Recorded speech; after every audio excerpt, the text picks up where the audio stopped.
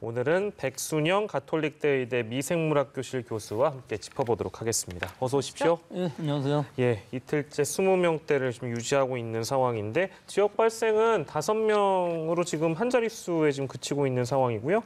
해외 유입은 뭐 많습니다. 33, 지금 두 자릿수를 기록하고 있는 상황인데 추이를 일단 어떻게 좀 분석하시는지요? 일단 국내 어저께 9명은 월요일 날 특성상 주말에 진단검사를 많이 하지 않아서 9명이었는데 오늘은 그보다 더 많이 줄었거든요. 예. 실제 10,000건 이상 진단을 했는데 5명이라는 것은 상당히 많이 잘 통제가 되고 있다고 볼 수는 있죠. 네. 하지만 대부분 이게 지금 수도권에서 아직도 나오고 있다는 것. 또 우리 지금 전국적으로 봤을 때에도 감염원 불명인 경우가 한 6%는 아직도 일어나고 있거든요. 그래서 아직도 안심할 수가 없고 수도권에서부터 시작하는 이 집단 감염은 계속 나올 수밖에 없다 하는 거 한 가지 하고, 그다음에 지금 2주일간의 해외 환자를 보면은 19.6명에서 31.4명으로 늘었어요. 네. 근데 이건 지금 며칠 전에 그 이라크에서 귀국하신 분들하고 그다음에 원양어선, 러시아 원양어선에 그 32명 한꺼번에 발생한 거, 이것이 굉장히 큰 영향을 차지했지만 지역사회 감염을 보면은 31.8명에서 19.9명으로 줄었는데 점점 줄어드는 추세에 있기는 해요. 예. 하지만 아직도 이 수도권에서 연결고리가 남아있다는 것들이 문제가 될 수가 있기 때문에 앞으로 휴가철을 맞이해서 잘 통제해야 되겠습니다. 예. 네, 일단 해외 유입 상황이 심각하니 이부터 좀 짚어보면 그간 우리가 검역 과정을 거치기 때문에 다소 가능성이 적다라고 봤던 해외 유입이 지역 감염으로 확산되는 게 지금 현실화가 되고 있어서요. 이 러시아 선박의 3차 감염이 지금 이틀 연속 발생을 했거든요. 네, 이거는 뭐 예상되었던 일인 것이 7월 8일 날 입항했는데 20일까지 실제로 수리를 했고 확진된 건 23일이거든요. 네. 그러니까 이 시간이 너무 길었기 때문에 밀접 접촉한 사람들이 사실 확진이 안 되었었고 이 이후에 선원들이 32명인데다가 실제 지금까지 오늘까지 10명이거든요. 근데 여기서 지역사회 감염이 해외 유입으로부터 감염된 것이 처음으로 3차 감염이 나온 게 엊그제였는데 한 명이 더 늘어나서 지금 10명이고 아직도 잠복기가 끝나지 않아서 앞으로도 더 나올 수는 있겠습니다만 지금 영도 해운대구 정도에서 아마 노출이 된 것으로 보이는데 이 실제 수리공 승선했던 분들이 한 70여 명 되고 그 나머지 분들 다 전수조사를 하고 있기 때문에 더 이상 그렇게 많이 확산되지는 않겠지만 2차, 3차 감염은 조금 더 나올 수는 있을 것으로 보입니다. 뭐 이제 그 이상 나가지 않는 것이 가장 중요하니까요. 아마도 당국에서 잘 관리를 하길 바라겠습니다.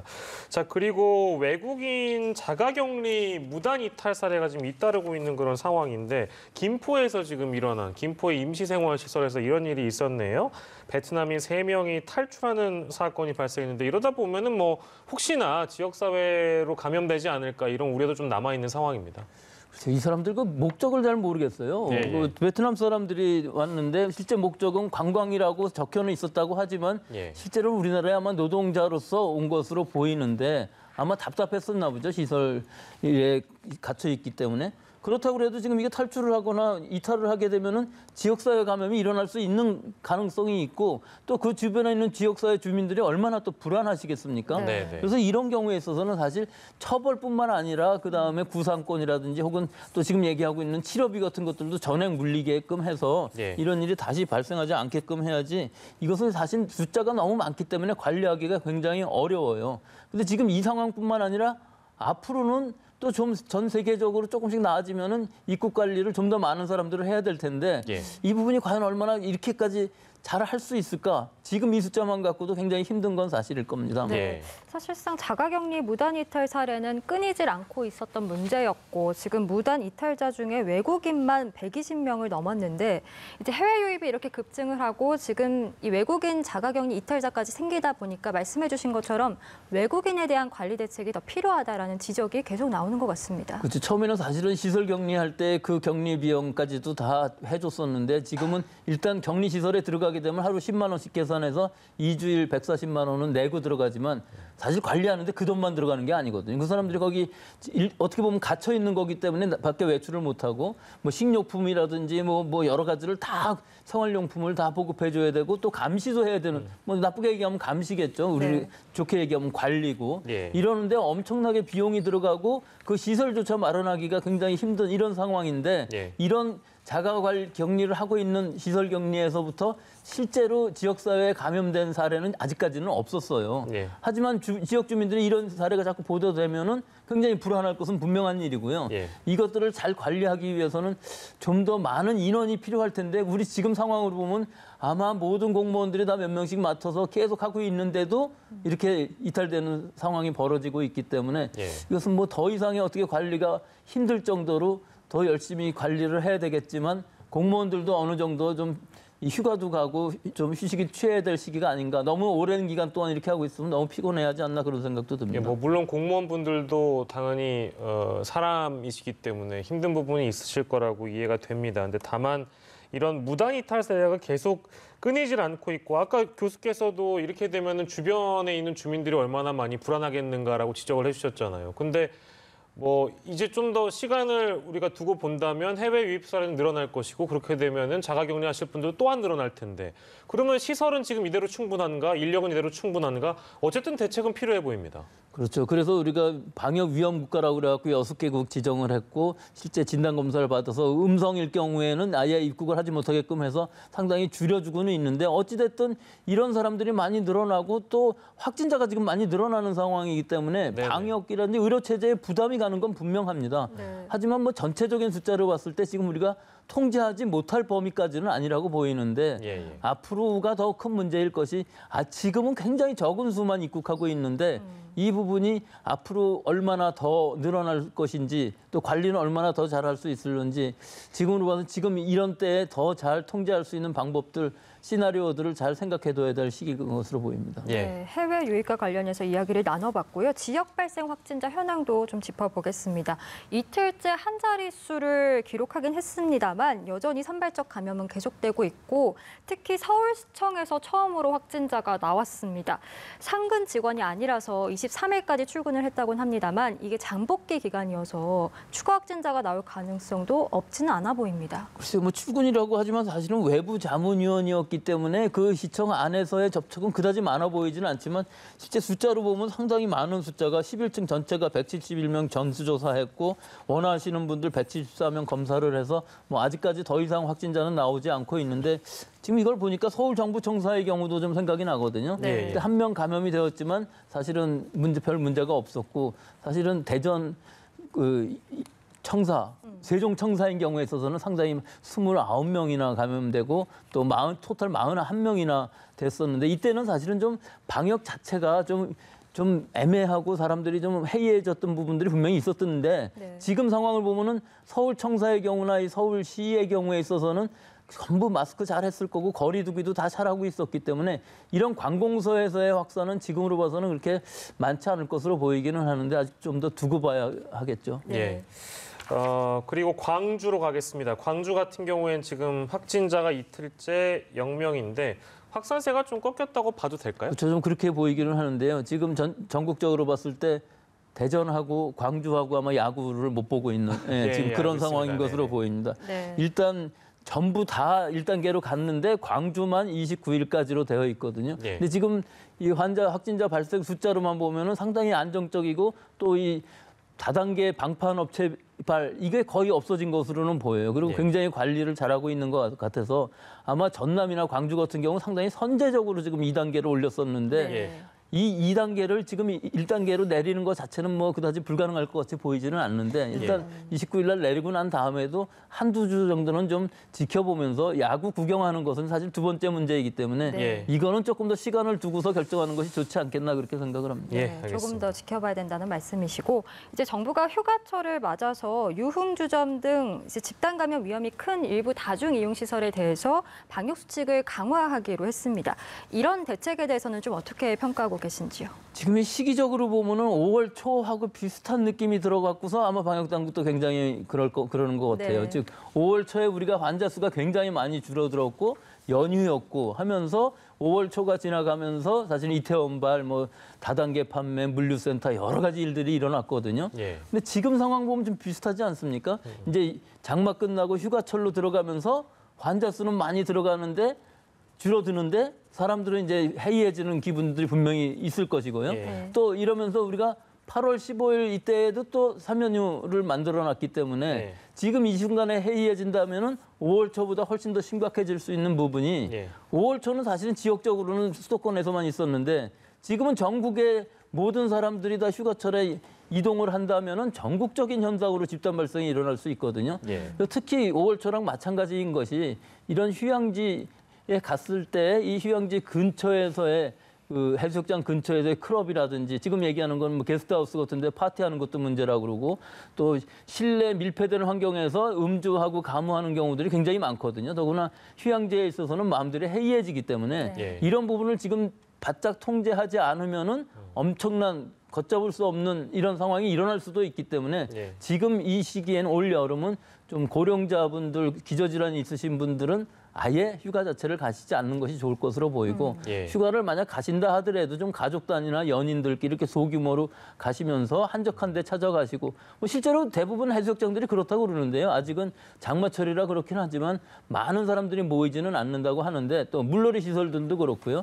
이런 부분들에서 지금 방역당국에서 얘기하는 이 지침들 잘 지키시고 예. 개인 위생 잘 지키고 하면은 올 여름 잘 지나고 9월 돼서 개학도 하고 그렇게 잘 돌아갈 수 있을 것으로 보입니다. 예, 뭐 물론 이제 5월 연휴 저희가 5월 연휴로부터 배웠던 교훈이 있기 때문에 한 명이 10명을 만들고 10명이 100명을 만들고 그랬던 교훈이 있기 때문에 이번 휴가철은 잘 지나가지 않을까라는 희망을 갖고 계신 분들도 계시겠습니다만 어떤 분들 같은 경우에 더 강하게 좀 통제하고 제한하고 줘야 되는 거 아니라는 의견을 갖고 계신 분들도 계시는데 그 부분에 대해서 좀 설명. 이게 지금 예. 강하게 조인다고 해서 될 일이 아닌 것이요. 지금 예. 유럽도 마찬가지거든요.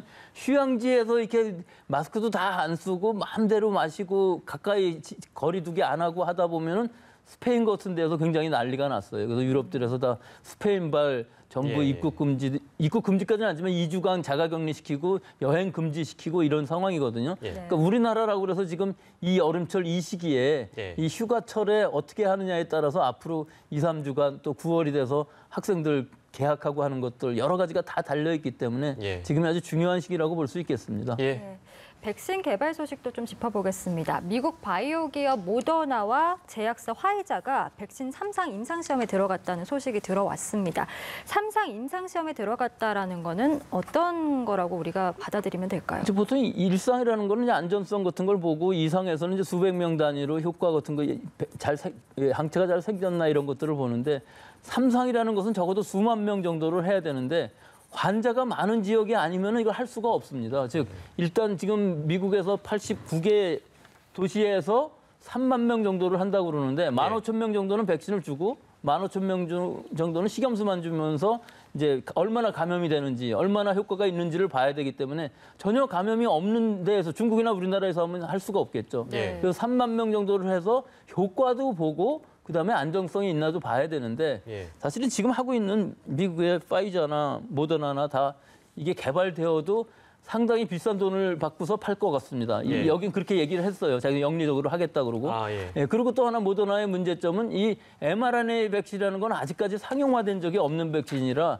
상당히 좀 위험한 부분들이 있습니다. 예. 효과가 있다 할지라도 안전성의 문제도 있을 수 있고 또 하나는 대량 생산하는 데에도 과연 미국에서 6억 개를 지금 뭐 만들겠다 그러고 아직 효과도 입증되지 않았는데 미리부터 시설을 만들어서 공급을 하겠다고 제조를 하겠다고 그래요. 근데 제조를 한다는 의미는 뭐냐면 실패하면 버리겠지만 일단 미리 시간을 맞추기 위해서 해보겠다는 건데 그렇게 한다고 해도 결국은 미국이 아메리카 퍼스트 그러지 않습니까? 예. 자기네 나라에서 먼저 소비를 할 것이기 때문에 외국으로 가지는 않을 것 같고 파이저도 마찬가지입니다. 예. 존슨앤존슨도 그렇고요. 예. 근데 아스트라제네카는 좀 다릅니다. 옥스퍼드하고 뭐 스웨덴 기업들도 들어가 있는데 여기는 영리적으로 하지 않고 일단 세계적으로 좀 공급을 하겠다고 얘기는 하고 있는데 네. 근데 문제는 미국에서 6억 개를 먼저 계약을 했어요. 유럽에서도 2억 개 정도를 계약을 먼저 해놨거든요. 예. 근데 이 6억 개를 갑자기 만들 수 있느냐 하면은 그게 생산 공장이 그렇게 만만치 않거든요. 그래서 우리나라에 와서 우리나라에서 CMO로 그러니까 위탁 생산으로 이 SK 바이오사이언스에다가 이걸 지금 맡기려고 얘기를 하고 있는 건데 우리나라에서 2억 개 만든다고 그래도 사실은 그게 우리나라로 공급될 확률은 거의 좀 어려운 부분이거든요. 예. 그러니까 이걸 어떻게 확보를 할 것인지 값은 또 어떻게 해야 될 건지 뭐 굉장히 많은 문제가 있고 예. 실제로 이게 잘 돌아간다 할지라도 올해 안에 개발되기는 굉장히 어려워요.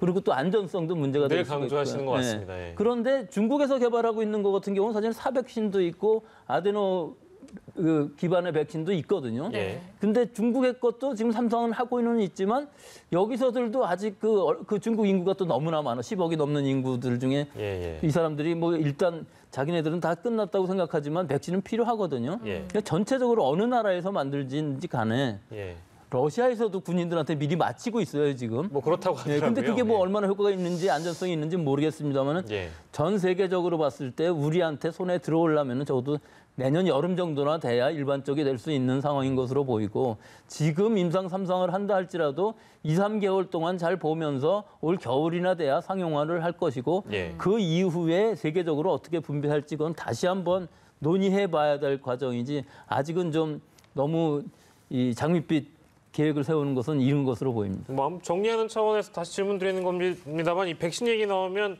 백 교수께서 늘 강조하시는 부분이 바로 안전성에 대한 부분이고 이 코로나 사태 초기에도 늘 강조해 주셨지만 올해는 분명히 어려울 것이다. 아무리 기술이 현실화됐다고 하더라도 올해는 이게 어렵다라고 늘 말씀해 주셨잖아요.